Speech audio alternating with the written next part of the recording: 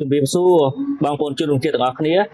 មុននេះបន្តិចក្រសួងការពារជាតិនៃព្រះរាជាណាចក្រកម្ពុជាបានចេញសេចក្តីថ្លែងការណ៍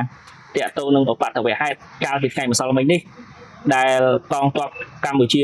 4នាក់បានរងរបួសដោយសារការផ្ទុះប្របែកមួយគ្រាប់នៅថ្មដូននៃខេត្តឧត្តរមានជ័យហើយតាមការរៀបរាប់របស់ក្រសួងការពារជាតិនៅថ្ងៃទី5ខែកក្កដាឆ្នាំ2026នេះនៅវេលាម៉ោង 12:30 នាទីថ្ងៃត្រង់កងទ័ពកម្ពុជាមួយក្រុមកំពុងតែដើរល្បាតនៅក្នុងចំការស្វាយចន្ទទី1នៃឃុំថ្មដូននៃខេត្តឧត្តរមានជ័យក៏ជួបប្រទះជាមួយនឹងកងទ័ពថៃមួយក្រុមដែលកំពុងតែដើរមកខាងទៀតនៃបណ្ណាលួសដែលកងទ័ពថៃបានរាយនឹងហើយនៅពេលដែលកងទ័ពកម្ពុជាមួយក្រុមបានដើរផុតបន្តិចក៏មានឮសំឡេងការផ្ទុះនៅផ្នែកខាងក្រៅនៅខាងក្រោយហើយបណ្ដាលឲ្យកងទ័ពកម្ពុជា4នាក់រងរបួសហើយក្រសួងការពារជាតិបានបញ្ជាក់ថាកំពុងតែធ្វើការស៊ើបអង្កេតទាក់ទងករណីហ្នឹងថាតើយ៉ាងណាហើយកងទ័ពទាំង4នាក់ហ្នឹងបានដឹកមកព្យាបាលនិងថែរក្សាសុខភាពនៅក្នុងទីក្រុងភ្នំពេញហើយខ្ញុំសង្កេតឃើញថាមានបងប្អូនតាមបណ្ដាញសង្គមមួយចំនួនបង្ហាញពីការខកចិត្តចំពោះក្រសួងការពារជាតិថាក្រសួងការពារជាតិមិនហ៊ានសំបីតែនិយាយថាឧបទ្ទវហេតុហ្នឹងត្រូវបានបង្កដោយនរណាមិននិយាយថាថៃជាអ្នកគប់ប្របែកមិននិយាយថាមិនហ៊ាននិយាយថានរណាជាអ្នកធ្វើគាត់តែចេញសេចក្តីថ្លែងការណ៍មកថាទូក្របបែកមួយគ្រាប់បណ្ដាលឲ្យកងទ័ពកម្ពុជា4នាក់រងរបួសហើយករណីនេះកំពុងតែធ្វើការស៊ើបអង្កេតប៉ុន្តែមិនបានបញ្ចេញឈ្មោះថាធ្វើឡើងដោយកងទ័ពថៃទេឃើញបងប្អូនមួយចំនួនបង្ហាញពីការខកចិត្តមិនសប្បាយចិត្តហើយខ្ញុំសូមសំណូមបងប្អូនសំណូមពរមួយចំនួនកុំធ្វើដល់សាក់ហ្នឹងវាបង្ហាញពីការយល់ដឹងរបស់បងប្អូនព្រោះការគិតការយល់ដឹងហើយការបញ្ចេញមតិបែបហ្នឹងបង្ហាញពីការយល់ឃើញទៅតាមអារម្មណ៍ប៉ុន្តែមិនបានឆ្លងកាត់ការពិចារណាឲ្យបានត្រឹមត្រូវទេក្រសួងការពារជាតិខ្ញុំយល់ថាក្រសួងការពារជាតិធ្វើអញ្ចឹងគឺត្រឹមត្រូវហើយតាក់ទងទៅនឹងក្រមសីលធម៌និងវិជ្ជាជីវៈក្រសួងការពារជាតិមិនអាចចេញសេចក្តីថ្លែងការណ៍មកថាថៃជាអ្នកគប់ប្របែកទេព្រោះ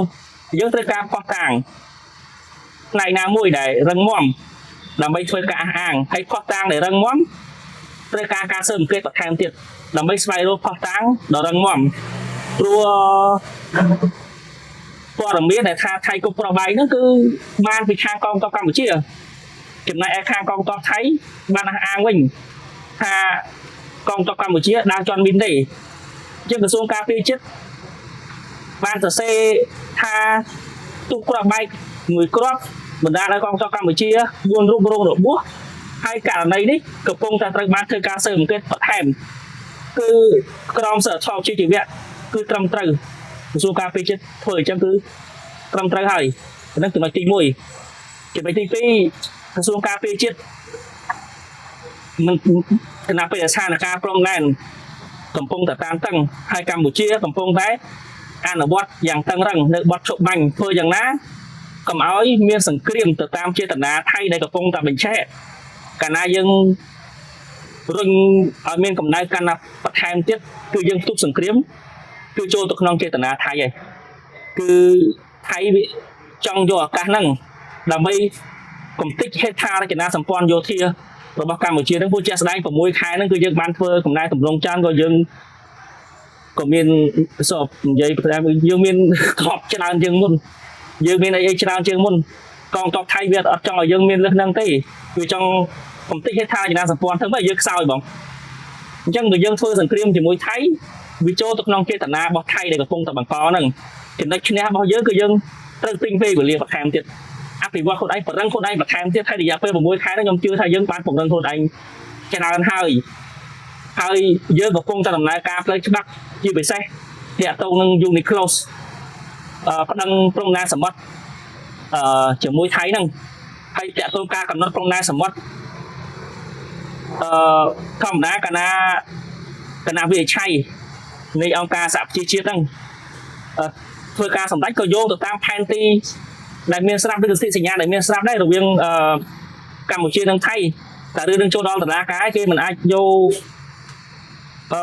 អំណះអំណាងរបស់ថៃឬក៏ផែនទីដែលគូដែលឧបតោភាគីឯកតោភាគីដែលខ្លួនឯងថៃគូខ្លួនឯងហ្នឹងគេមិនយកជាអំណះអំណាងទេគេច្បាស់ជាយកreference ពីសិទ្ធិសញ្ញាបារាំងសៀមឆ្នាំ1900 ហើយនឹងសិទ្ធិសញ្ញាបន្តទៀតរវាងកម្ពុជាហើយនិងថៃហើយក៏យោងតាមសេចក្តីសម្រេចរបស់ ICJ ដែរអង្គការសម្រេចលើប្រាសាទព្រះវិហារហ្នឹងយកផែនទីណាមកសម្រេចយកផែនទីហ្នឹងមកសម្រេចឡើងវិញអញ្ចឹងយើងកំពុងតែដំណើរការយូរនេះគ្លុបការដាក់ពាក្យបណ្ដឹងនៅពេលយើងមានឱកាសដាក់ពាក្យបណ្ដឹងយើងកំពុងតែធ្វើហ្នឹងគឺជាចំណុចឈ្នះរបស់កម្ពុជាយើងកម្ពុជាត្រូវតែអត់ធ្មត់ក្នុងគណៈពេលនេះយើងមិនអាចបង្កសង្គ្រាមបន្ថែមទៀតជាមួយថៃទេលើកនេះតែគេមកវាយយើងរងថ្ងៃមានករណីបាញ់រាល់ថ្ងៃប៉ុន្តែបាញ់នៅក្នុងទឹកដីថៃទេការបកជាយាមអត់អាលឲ្យមានបកចំនួនហ្នឹងថៃបាញ់នៅក្នុងទឹកដីថៃមិនទាន់បានបាញ់មកលើកងទ័ពកម្ពុជាឬក៏ប្រជាជនកម្ពុជាយើងឬក៏ជនទីតាំងជនស៊ីវិលរបស់កងទ័ពកម្ពុជាយើងទេទៅតាមថ្ងៃម្សិលមិញថ្ងៃទី5ខែកក្កដាត្រូវដល់ថ្ងៃអាទិត្យម្សិលមិញដែលមានព័ត៌មានថាកងទ័ពកម្ពុជា4នាក់បានរងរបួសដោយសារការទុកប្របែកបាទអញ្ចឹងខ្ញុំយល់ថាក្រសួងការពារជាតិធ្វើអញ្ចឹងត្រូវហើយបងប្អូនដែលមិនសូវយល់ដឹងថាបញ្ហាកម្ពុជាថៃរបៀបម៉េចមិនសូវបានកាត់ស៊ីជម្រៅបងប្អូនកុំបន្ទោសកុំមានអារម្មណ៍ទុតិយនិយមចំពោះរដ្ឋាភិបាលគាត់ធ្វើអញ្ចឹងត្រូវហើយគាត់ចេញសេចក្តីថ្លែងការណ៍អញ្ចឹងត្រូវហើយគាត់ធ្វើការងារយោងតាមច្បាប់យោងតាមភាពផ្លូវការអញ្ចឹង